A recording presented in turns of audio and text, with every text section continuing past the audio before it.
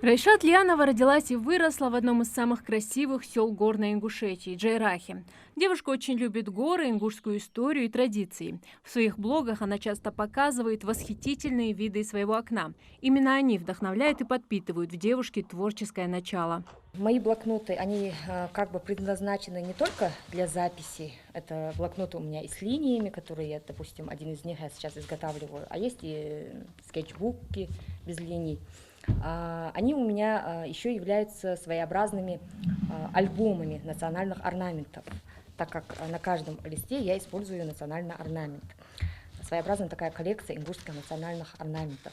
С 2016 года Райшат состоит в Ингушском историко-географическом обществе Дзурдзуки, которое занимается изучением и популяризацией ингушской истории. Она также является мастером войлочного ковроделия, воссоздает ингушские орнаменты на коврах из шерсти. В 2019-м Райшат Лианова начала делать блокноты ручной работы из шерстяного фетра с ингушскими орнаментами. По окончании этих курсов я думала, как еще можно использовать ингушские национальные орнаменты, чтобы их внедрить как бы это сказать, в народ внедрить их.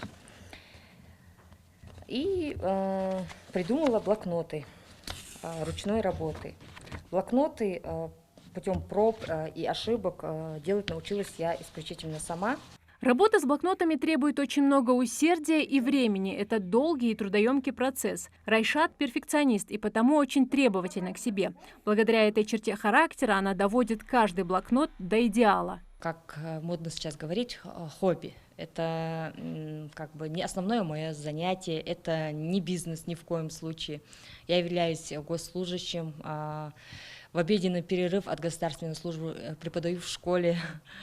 А блокнотами занимаюсь исключительно по вечерам, в выходной день, как для души чисто. До того, как блокнот попадет в руки счастливого обладателя, он проходит множество этапов. Окрашивание, сушка и глажка каждого листа, нанесение орнамента на него.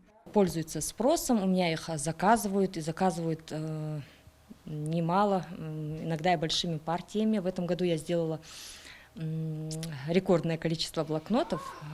Госструктура у меня заказала 300 блокнотов. Процесс у меня шел почти полгода над ними. Вот я недавно его завершила.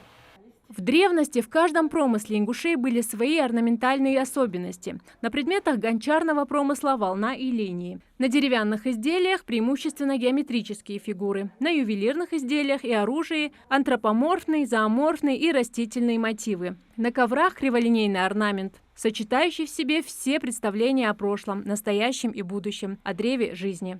Зарима Ивлоева, Султан Магушков, Магаз 24.